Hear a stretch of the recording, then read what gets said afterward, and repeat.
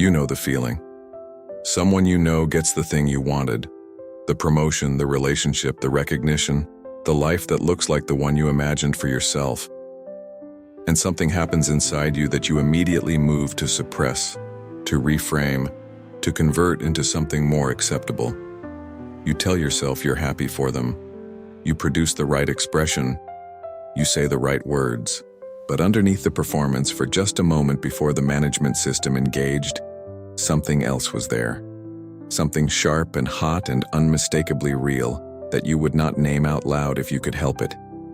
Jung had a name for it, and he had something to say about it that most people never hear. Something that transforms envy from the feeling you're most ashamed of into the feeling that contains the most precise information about who you actually are. Envy is the most socially unacceptable emotion in most cultures. More than anger, more than fear, more than grief. Anger has been partially rehabilitated by psychology. Grief has been given permission. Even shame has found its advocates. But envy remains in most social contexts, the emotion that must not be named, the one that is converted most urgently into something else, managed most quickly before it can be seen, confessed only in the most intimate relationships, and even then with the kind of self-deprecation that keeps it at arm's length. And this urgency, this specific speed with which envy is suppressed, is, in the Jungian framework, the most important thing about it. Because what is suppressed with that speed and that thoroughness goes directly into the shadow. And what is in the shadow does not disappear. It operates. The counterintuitive turn that Jung's framework produces about envy, the turn that is the center of this video and that most content about envy never reaches, is this. What you envy is not a reflection of your inadequacy. It is a map of your shadow. The specific person you envy, the specific quality in them that produces the feeling, the specific life or achievement or way of being that activates the envy, these are not random. They are precise. They point, with a specificity that no personality test or self-reflection exercise can match, to the dimensions of yourself that went into the shadow, the qualities, the desires, the capacities that you suppressed, denied, or never allowed yourself to develop because they were incompatible with the identity you built or the identity that was built for you. Envy is not evidence of who you are not. It is evidence of who you have not yet allowed yourself to be. This video is about envy and the shadow in Jung's psychology, about what envy actually is, why it is suppressed with such urgency, what it reveals about the genuine self when it is examined rather than managed, and what the work of integrating the envy's message makes possible. This is not a video that will tell you how to stop feeling envy. It is a video that will suggest that the envy you most want to stop feeling is the envy most worth paying attention to. Envy is frequently confused with two other emotions that share its territory, but are structurally different: jealousy and admiration. And the confusion matters because it prevents precise examination of what envy is actually communicating. Jealousy is the fear of losing something you have to someone else. It is organized around threat and possession. Admiration is the recognition of a quality in another person that you value. It is organized around appreciation and often produces inspiration. Envy is neither of these. Envy is the specific pain of seeing in another person something that you recognize at a level below conscious articulation as belonging to you. Something that should be yours, that could be yours, that is yours in some dimension of the self that has not yet been allowed to exist. The pain of envy is not the pain of wanting what you cannot have.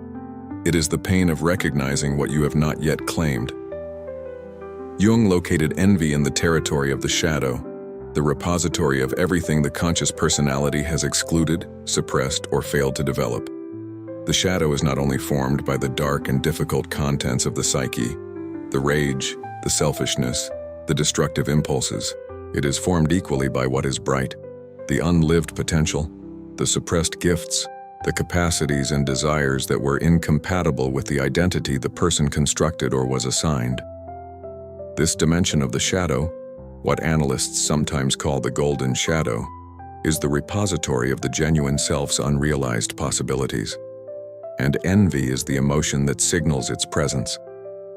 When you feel envy toward a person who is living something you recognize as yours, what you are feeling is the golden shadow pressing against the boundary of what you have allowed yourself to be. Picture this with precision. A person who grew up in a family system that valued practicality, stability, and the suppression of anything that seemed self-indulgent or unrealistic, including creative ambition. She became what the system required: competent, reliable, professionally successful in a conventional sense. And she feels, with a regularity she has learned to ignore, a specific quality of envy toward people who make their living as artists. Not toward all successful people, specifically toward artists. Not even toward all artists. Specifically toward artists who seem to be living from a genuine inner necessity, who seem to be expressing something that is essentially and irreducibly theirs. The specificity of the envy is not coincidental. It is diagnostic. The creative capacity that the family system could not receive went into the shadow, and it announces its presence with precise regularity every time she encounters someone who is living what it contains. The distinction between envy and admiration is worth examining closely because most people, when they feel envy, immediately convert it into admiration as a way of making the feeling socially acceptable, and in doing so, lose the information the envy contained. Admiration says that person has something valuable. Envy says that person has something that is mine. The conversion is understandable. Envy is painful and socially dangerous to express, but it is costly, because the admiration, however genuine, does not carry the specific directional information of the envy. It does not point back at the self with the same precision. And the work of integrating the shadow requires the precision that only envy, honestly examined, provides. The concept of the golden shadow is one of the most underexplored and most practically significant in all of Jungian psychology. Underexplored partly because the darker contents of the shadow are more clinically dramatic, and partly because there is something counterintuitive about the idea that the repository of suppressed potential could be a source of suffering. The dark shadow, the rage, the selfishness, the destructive impulses, produces obvious symptoms: explosions of behavior that contradict the conscious personality, projections of the disowned darkness onto others, the specific damage that unexamined aggression produces in relationships and in the world. But the golden shadow produces its own symptoms, quieter and more chronic. The persistent low-level sense that the life being lived is correct but not quite right. The envy that surfaces regularly and is regularly suppressed.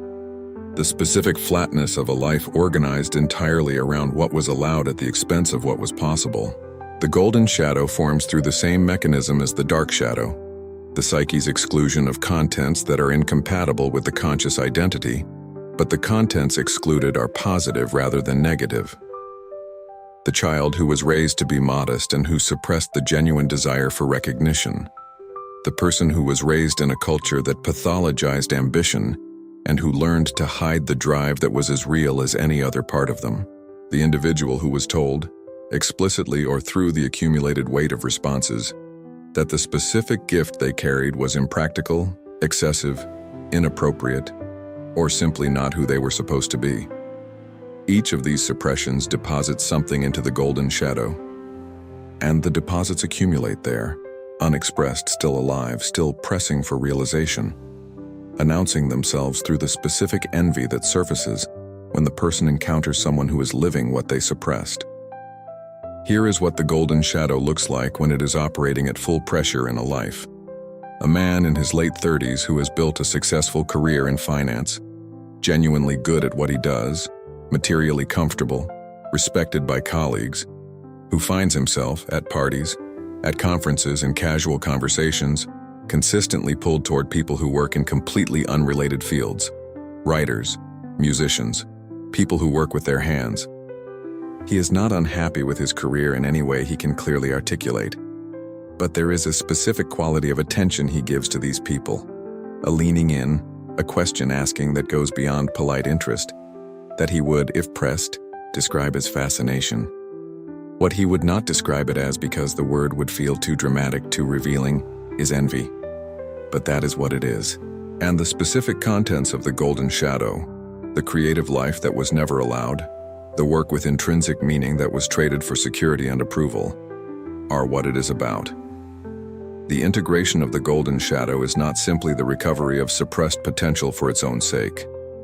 It is the realization that what went into the shadow went there because it was incompatible with the identity that was constructed, and that the identity, however successful, however functional, however genuinely valuable in many respects, is incomplete without what it excluded. The man who integrates his golden shadow does not necessarily leave finance for music. He may. But what is more certain is that something in him that was being used to suppress the golden shadow's pressure is returned as energy, as aliveness, as the specific quality of genuine engagement that only appears when a person is not using a significant portion of their capacity to manage what they have not been allowed to be.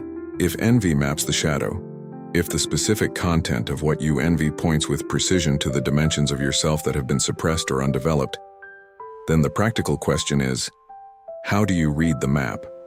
How do you move from the feeling of envy, which is painful and typically managed as quickly as possible, to the information the envy contains, which is precise and directional, and potentially transformative?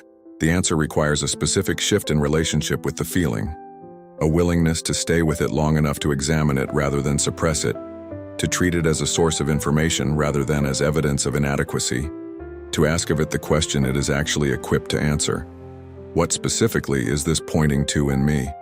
The first step is the most difficult, the willingness to name the envy honestly before converting it.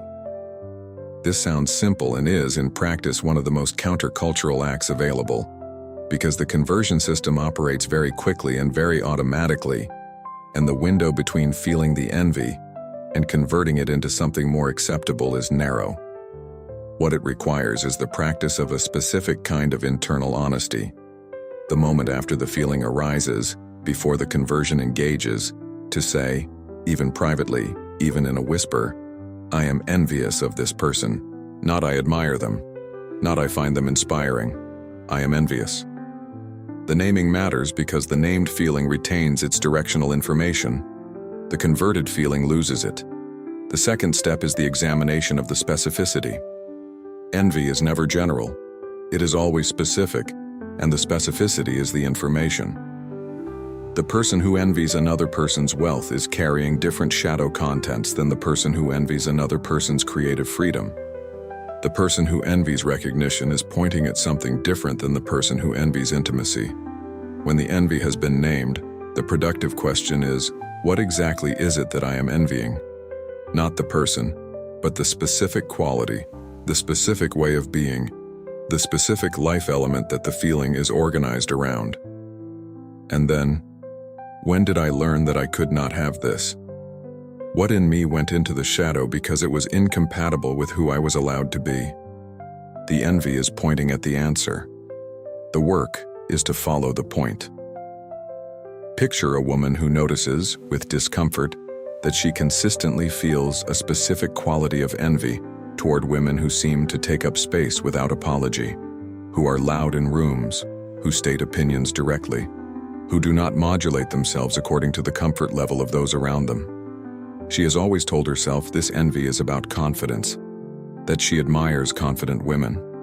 But when she stays with the feeling long enough to examine it honestly, something different emerges. It is not their confidence she envies. It is their permission. The permission to be large, to be direct, to be heard without first making herself small enough to be safe. And that permission, she begins to see, with the slow recognition that genuine shadow work produces, was exactly what her specific family system, her specific cultural context, her specific early experiences of what happened when she was too much, had made unavailable to her. The envy was not about those women. It was about her. It was a map. And she had been folding it up and putting it away every time it appeared. Envy rarely stays as a private feeling. In its unexamined form, when the map it contains is not read and the shadow contents it points to are not integrated, envy transforms. It transforms into one of the most common and most destructive psychological mechanisms available: projection. The golden shadow that is not integrated gets projected onto the person who triggered the envy, and the projection produces a specific distortion in how that person is seen and how the relationship with them unfolds. The person who carries the envy's golden shadow projected onto them stops being a real person and becomes a screen, a surface onto which the unexamined contents of the envious person's own psyche are displayed. The most common form of this projection is idealization. The envied person becomes, in the imagination of the person carrying the envy, more than human, more talented, more free, more fully themselves, more completely in possession of what life can offer than any real person actually is. The idealization is not about the envied person. It is about the magnitude of the golden shadow being projected. And idealization always collapses because the real person cannot sustain the weight of what is being projected onto them. Picture what this cycle looks like specifically. A person discovers a writer whose work produces in them the specific envy of someone living what they suppressed. They follow this writer obsessively, read everything, recommend them to everyone. The writer becomes, in their imagination, not only talented but somehow more fully alive, more courageously themselves, more free than any real person actually is. Then the writer says something in an interview that disappoints an ordinary human opinion, a limitation, a contradiction. And the feeling that follows the disappointment is disproportionate. Not mild disillusionment, something sharper, something with an edge of anger. Suddenly the writer seems fraudulent, overrated, less than they appeared. Neither the elevation nor the collapse is about the writer. Both are about the unintegrated shadow looking for somewhere to live. There is a subtler and more corrosive form of the projection that envy produces, the form that does not idealize but denigrates. The person who cannot bear the pain of the envy and who cannot integrate the shadow contents it points to sometimes manages the pain through a different mechanism, by finding reasons why the envied person does not deserve what they have, by constructing a narrative in which the envied quality is actually a flaw, by diminishing the achievement or the way of being that produced the envy in the first place. This is the mechanism behind the specific bitterness that unexamined envy produces. The chronic, low-level disparagement of people who are living something the person cannot allow themselves to live. It is not about the envied person. It is the shadow's pressure being managed through denigration rather than integration. Jung was clear about the cost of projection, any projection, but especially the projection of the golden shadow. The contents projected onto another person are contents that belong to the self and that are needed by the self for wholeness.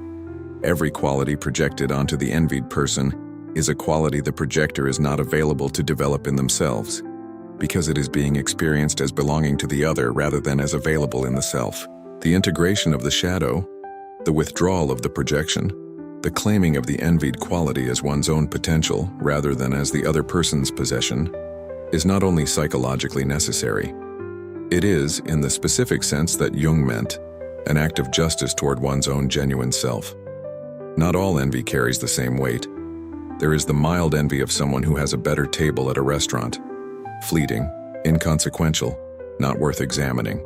And there is the other kind, the envy that produces a physical response, that arrives with a quality of pain that is disproportionate to the objective comparison being made, that resurfaces with a regularity that cannot be explained by the external circumstances alone.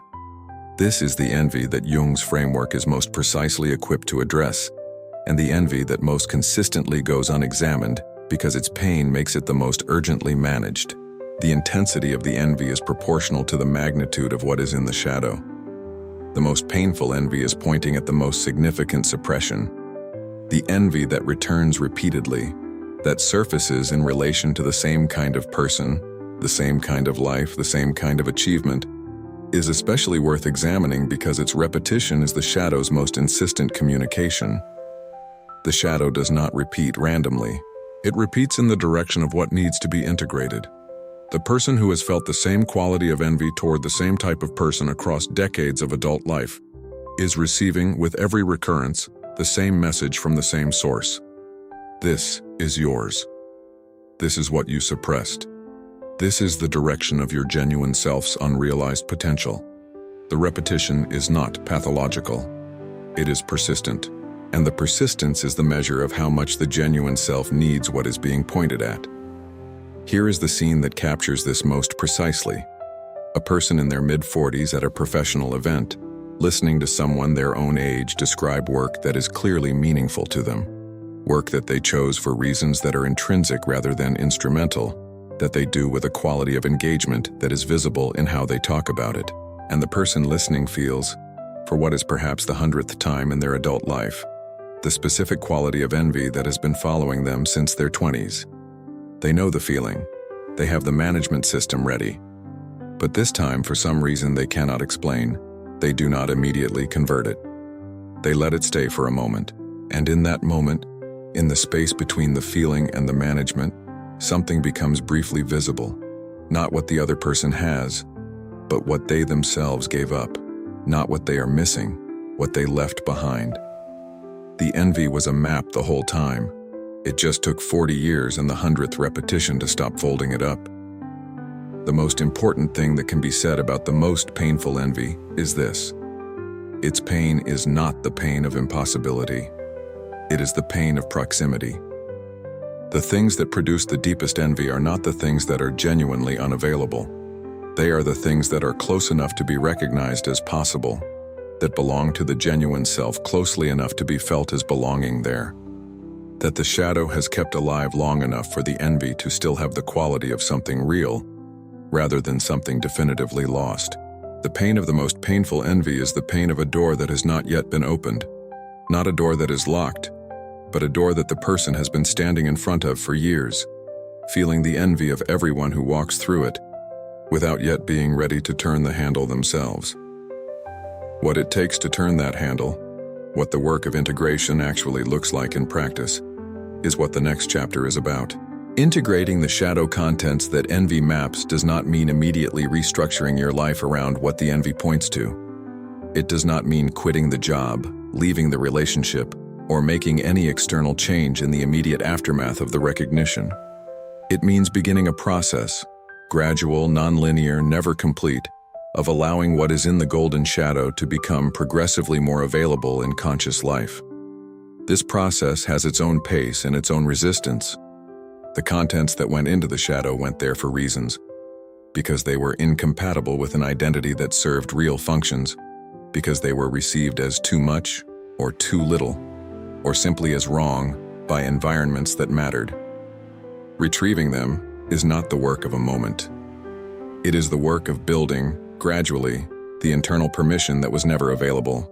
The first movement of integration is the recognition, the willingness to sit with the envy long enough to read what it is pointing at, without immediately converting it or acting on it. This is the most important movement, and the one that precedes all others. Before any external change is possible, the internal recognition has to happen. This envy is pointing at something in me, not at something wrong with me, at something in me that has not yet been allowed.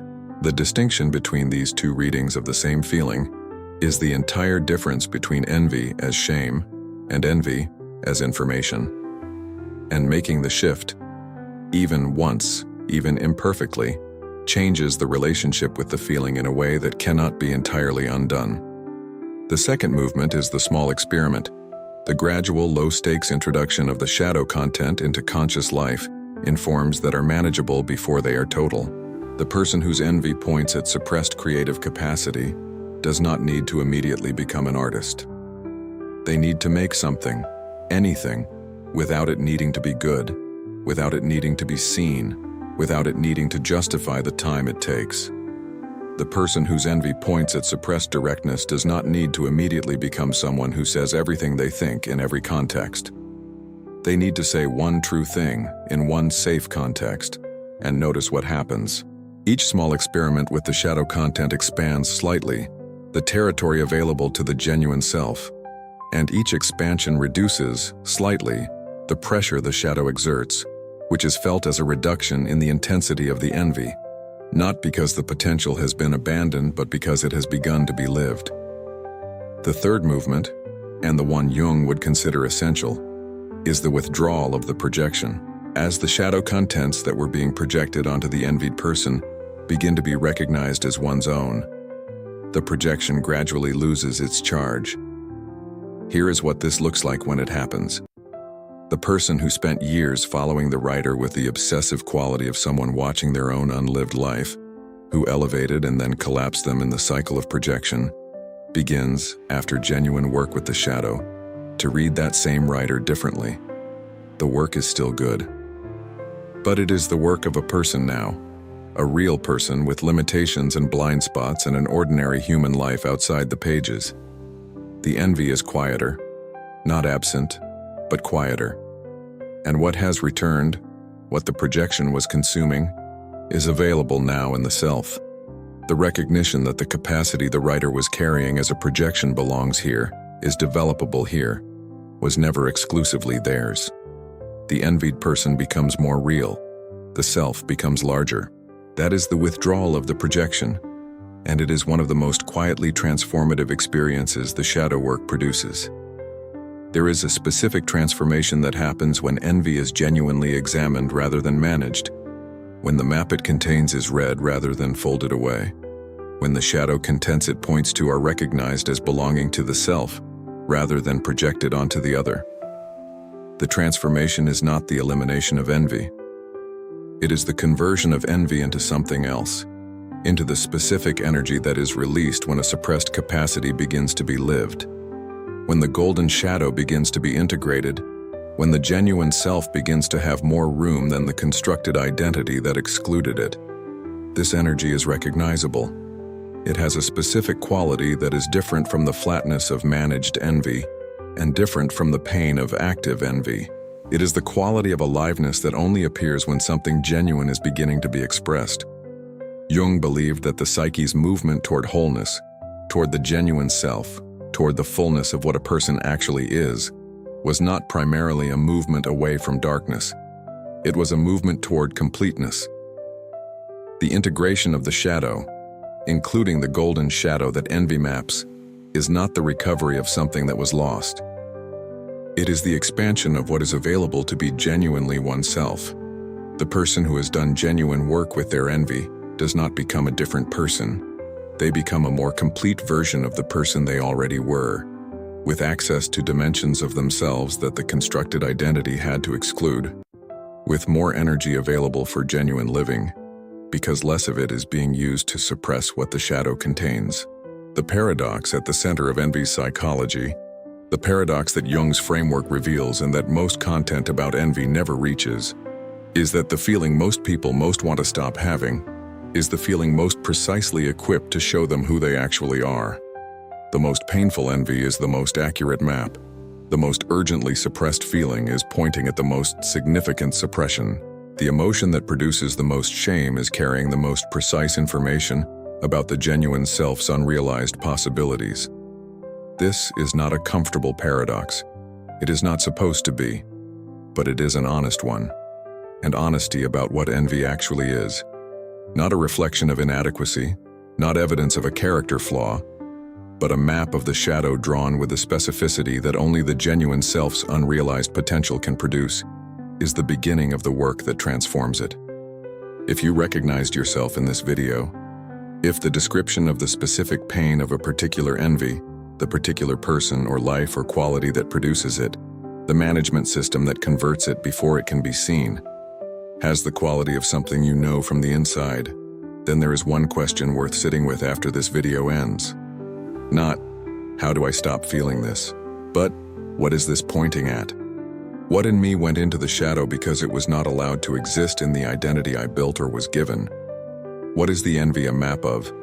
And what becomes possible if this time, instead of folding the map away, I stay with it long enough to read where it is trying to take me?